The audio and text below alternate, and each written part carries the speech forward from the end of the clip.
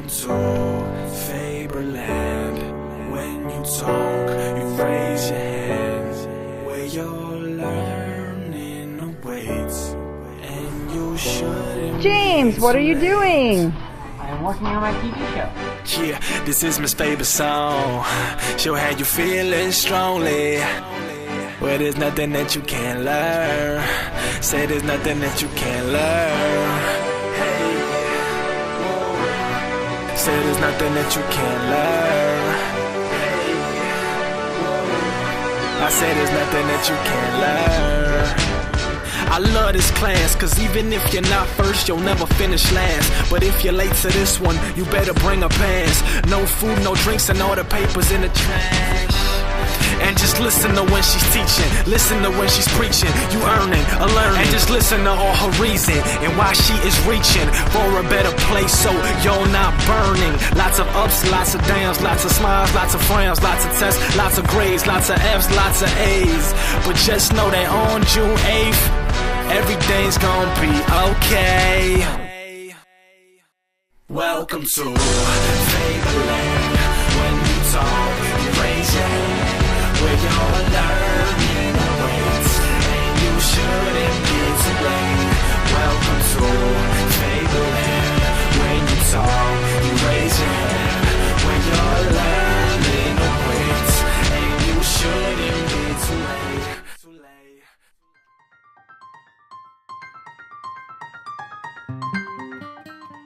In analyzing the problems that plagued my school for a challenge idea, I kept coming back to the biggest complaint by teachers, that students aren't motivated, and the biggest complaint by students, that school is boring.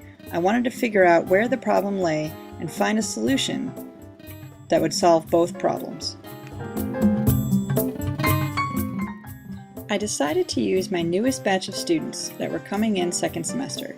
The 24 seniors in my block regular English class were an equal mix of white, black, and Hispanic. Their economic background matched up with the rest of the schools, 75% being on free and reduced lunch.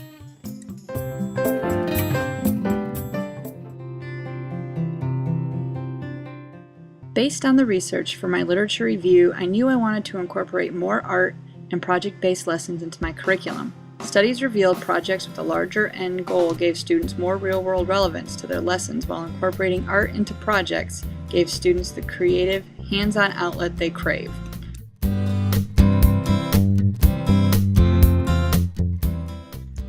The students' pre-survey results matched up with what the experts determined. They almost all agreed that hands-on, creative, and real-world relevant projects were what they wanted.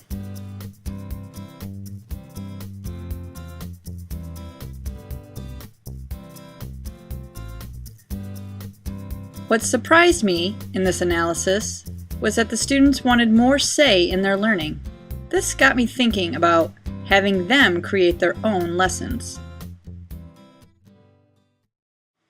The pre-survey also revealed students enjoyed those classes that were physical and creative, classes that they could get passionate about, and those that were relevant to life outside of school. When asked to give suggestions on improving motivation, students noted more group projects and less tests and quizzes. The suggestion that made me smile the most was the one asking teachers to give them a break sometimes. School is not prison. I think teachers forget that sometimes, and it's always good to have a reality check. I designed the challenge to have the students work in unit groups and develop the lesson plans for the 4 main units I'm required to teach. They had to create a week's worth of lesson plans, keeping in mind it's a block class, so they had to plan for 90 minutes.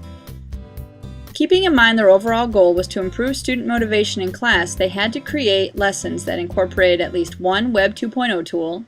80% of the lessons had to be at a thinking level from the top 4 levels of Bloom's taxonomy, and they had to incorporate art into at least 3 of the activities. I also told them each unit needed at least one final assessment, but they did not have to create tests or quizzes, especially since the pre-survey said these did not motivate them. I also pointed out that they needed to find a creative and quick way for the class to get the unit's required background information and the important elements of the required literature. Prior to implementing the group challenge, I had students research information on Bloom's taxonomy, available Web 2.0 tools, lesson plan designs, state standards, and the background to their unit. For the unit background knowledge, I introduced the web tool mind42.com, a digital mind map that they could add links and images to and access anywhere there was internet. I also had them research about brain-based and multiple learning styles, so they would better understand how they and their peers learned. It also gave them ideas for activities that would motivate different types of learners. The second phase of my CBR brought some mixed results, but overall, the students had a good time with the lessons they created and taught for each other, and I was impressed with the quality and talent some of the students put forth. In the pre-survey, students described most lessons as mainly boring, pointless, or confusing. Not one student thought that the lessons were exciting.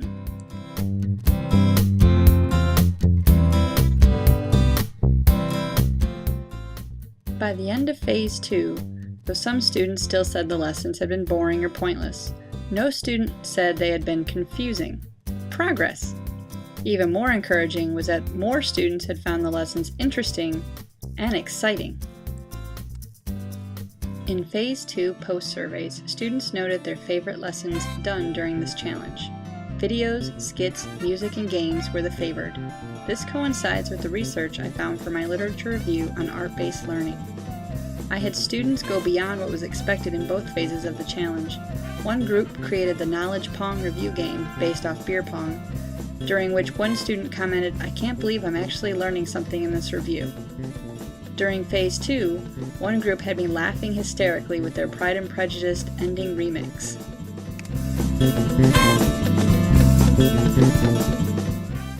My English students weren't the only ones to benefit from the knowledge I gained. I wanted to go with my literature review research and try to benefit more students, so I slipped a little full sail into my drama and debate classes. I had quite a few musically and dramatically talented students who blossomed while doing the projects I developed for the music and filmmaking courses. After using GarageBand on my computer to record and mix music for his projects, one of my students even asked his parents for a MacBook for graduation.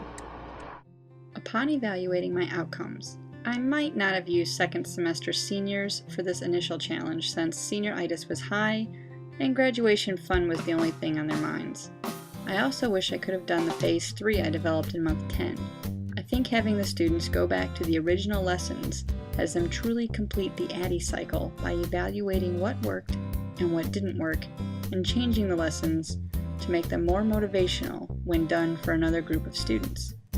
If time permitted, I could see this challenge continuing year after year.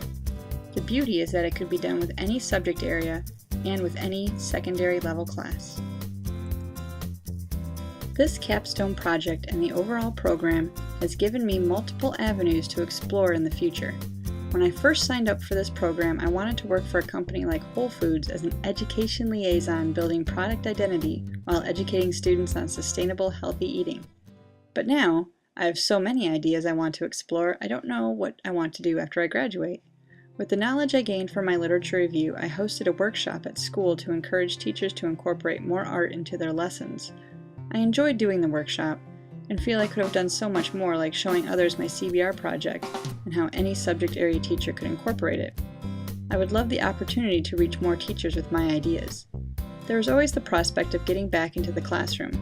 There's an elementary school here in Portland where the entire school works around an art-based curriculum in teaching all subjects. I want to keep Faberland, the happiest place in education, alive, whether in a classroom of my own or in classrooms across the country.